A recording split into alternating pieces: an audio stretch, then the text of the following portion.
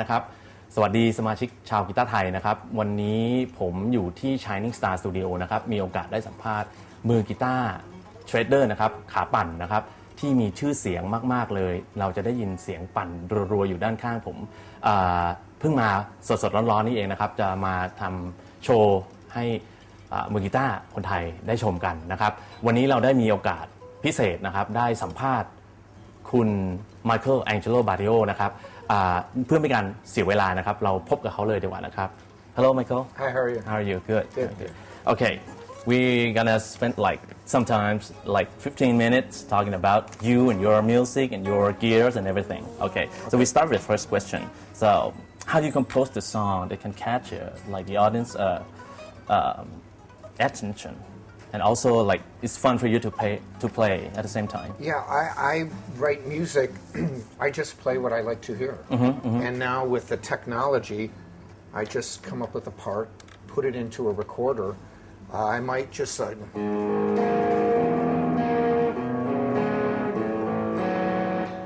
might hear that, record that, and then make a song. So I write songs every way possible. Maybe you're on the plane, or while you're sitting, relaxing, and you always like you think about the music, right? Yeah. You try to write just music all the time. Okay. Then the second question: how do you keep like your speed of picking so consistent all the time?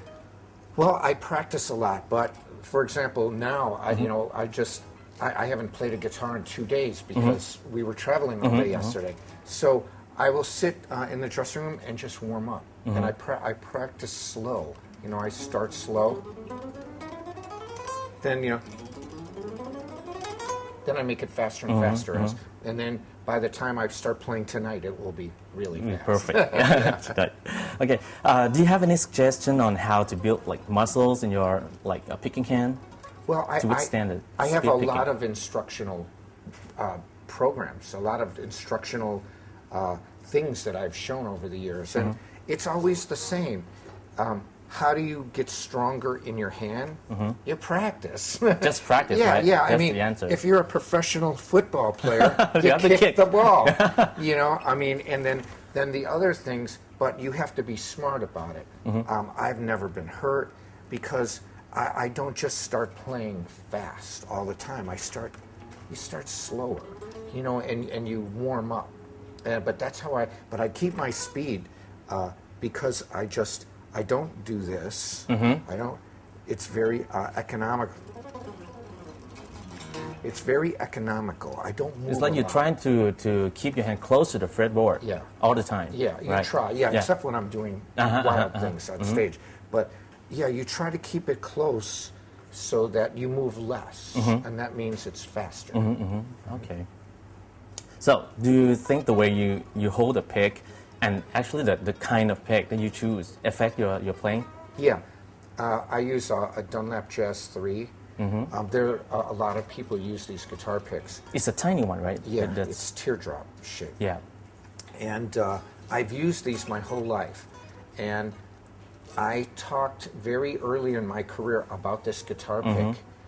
And people like John Petrucci from Dream Theater heard me talking about it. He uses them. A generation of guitarists use these. I was one of the first to take a jazz pick and use it in rock. You're like the pioneer. Yeah, everybody was using big Fender stuff. Yes, right. Yeah, I didn't like that. I like this because if you play accurately, there's no middle. You either hit or you miss. Because it's so small. So.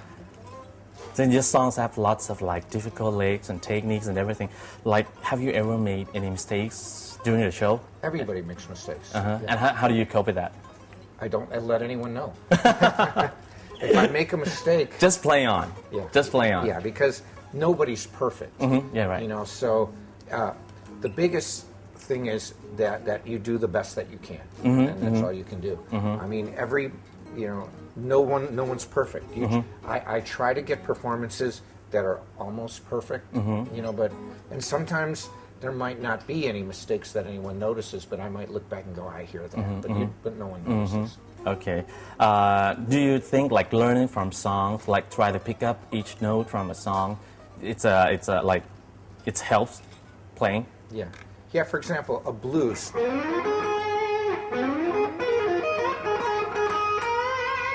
Just that. It's a great blues riff. I stole it from a guitarist named Johnny Winter. Johnny Winter. Yeah, I just listened to him and I figured out his riff. I think when you find people who don't know other people's songs, you find a person who doesn't play. It's hard to find a famous person that doesn't know other people's songs. At least they have to have like some inspiration, right? Yeah, because if you play piano and you do not know Johann Sebastian Bach, or you have never played another piano player's song, how do you know where to start? You know, it's a starting point. So because many people have came before us, so learn from them. Yeah, you said that you like practice a lot. I heard that you practice like 12 to 14 hours or more a day. Yeah. So, could you please explain like your routine of practicing? Like, Yeah, it starts so simple that most people can't do it. I do the simple exercises, literally. Ones I've been doing my whole life. 1, 2, 1, 3, 1, 4, 2, 3, 2, 3, 2, 4, and then 3, 4. Then I have a routine that I go over. It takes about 10, 15, 20 minutes. Then after that, I also work on parts of songs that I wrote. And so then that'll be the next stage. Then when it gets to 12 and 14 hours, what the rest of the time is, once I'm really warmed up, is trying to work on a song that I might. When I practice that much now, it's only to record, never live. I don't need that much to play live. But when I'm in the studio recording, I might want to find a way to play a solo, and that's what all the practice is. Okay. So it's exercises, music, and then new music. Okay. So you start playing guitars from like jazz music, right? Yeah. And will we have a chance to hear a jazz music in the future? I mean, album. I don't think so. I'll give you an example. No one expects AC/DC to play reggae music. Okay. You know, they're not. Okay. You know, I don't. There are other people that are known more in jazz. You know, but I'll tell you what it did for me. Instead of worrying about crazy. Instead of crazy stuff, what jazz did for me is when you play a chord like this, it goes. I'm a little out of tune here, but this chord, it's an augmented 11, and it goes.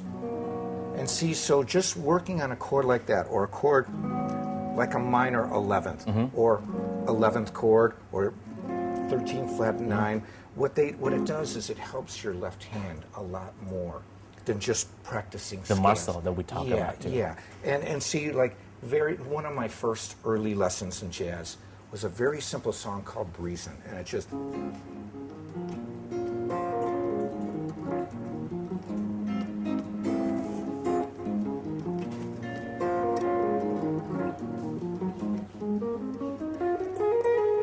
And so I would start to work on. That's a very simple. I was a little kid when I started playing that, but it really helped. Versus going, you know, and it made me a lot better guitar player. I think that's my opinion. Okay. If I ask you to choose one of the shredder that you like most, what will he be? I probably John Petrucci. John Petrucci? Yeah. From Dream Theater? Yeah. Right?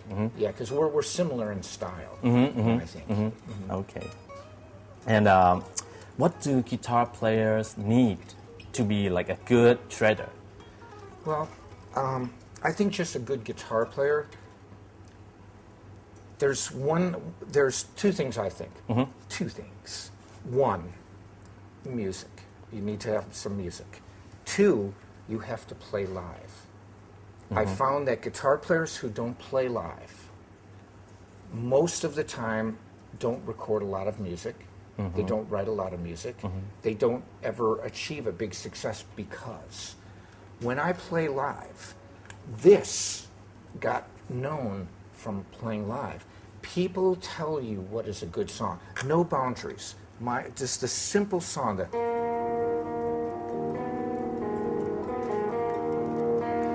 I didn't even write it for a song. It was written to show guitar players how my techniques were going to be. It was written for speed kills. It was written for a teaching instructional program. But so many people liked the song, that's why I still perform it. People tell me what they like. Without playing live, there's no other people telling you anything. You just sit in your room and play. And you never know, like... You never know. Yeah. No, I mean, I will, if I see a guitar player that doesn't play many shows, he might be maybe known on the internet a little bit, but they're not known. They're not, they can't. It's impossible. Because you cannot, you have no audience to tell you what's good. We don't always know what's good. The audience tells us what's good. Sometimes. It's not like they have feedback, right? Yeah. It's kind of like, to me, in sports. You play baseball or soccer. If you don't play the game, you don't know what it's like to be under pressure, to score the goal, to hit the ball. It's got to be in the game. That's the game. That's what I recommend, to write music and to play. To play write music, live. Play. Okay, so what's the music you're listening to now? Everything. Everything? The iPod generation.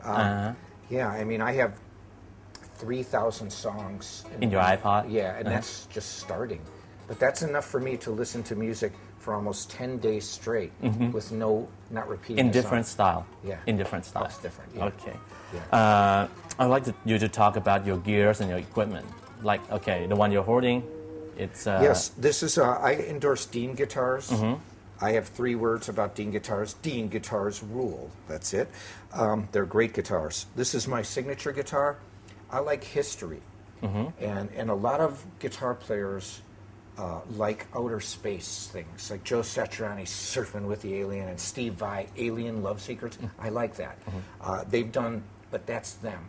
I don't want to be like them. I love them, but I don't. I like history. So my idea of heavy metal is not looking to the future, looking to today, and also looking to what came before, like European knights, or let's say from Thailand, a warrior from like hundreds of years ago that wore armor. Well, this is armor. This is warrior armor. Underneath, this is chainmail, and that's for European. That's where you know what I mean? The sword wouldn't go through. It's like a bulletproof vest. And then I like fast cars. These are NASCAR. There's a hot rod. They're hot rod planes. So to me, so this is why I love Dean guitars. We call it the Armor Flame. It's a unique graphic just to this guitar. I have EMG 81, 85 SA, simple configuration. Grover tuning keys. This is an OFR, an original Floyd Rose. They're made in Germany, I believe, and but it's great. It's the best. And then my amps, I like Wagner, but I like amps, a lot of amps, not just one. But I also use T-Rex pedals, and I have the MAB Signature Overdrive from T-Rex, and probably the most notable guitar player that uses this besides me is Mark Tremonti from Creed. He uses this. George Lynch has used this. It's a great sounding pedal. I really like it. So you'll use this setup tonight too? Yeah, I'll use a digital delay and an overdrive. That's it in my hands. Okay. How many notes that we're going to hear tonight? A lot. Like million? Put it this way. We say in English, the note density. It's like the density of notes. It's like, forget raindrops. It's like water in a glass. It's going to be, the whole room is going to be filled with notes. Okay. So that's only song 1. Then we're going to really play over. Okay. Would you like to say something for your friends out there? Yeah, I would like to say thank you for having me here. Bangkok is a beautiful city. Thailand's a great country. A lot of great music enthusiasts here, and I can't wait to perform tonight. Okay. Thank you very much, Michael. Thanks. So have fun tonight with the show. Okay. เอานะครับเราก็จบการสัมภาษณ์กับคุณไมเคิลแองเจโลบาเตโอนะครับสั้นๆประมาณสัก15 คำถาม 20 คำถามประมาณนี้นะครับก็อยากจะให้สมาชิกกีตาร์ไทยทุกท่านติดตามนะครับว่าในเทปสัมภาษณ์พิเศษต่อๆไปของเราจะมีใคร ที่เรานำเสนอนะครับงั้นวันนี้คงขอตัวไปเท่านี้นะครับขอบคุณมากครับสวัสดีครับ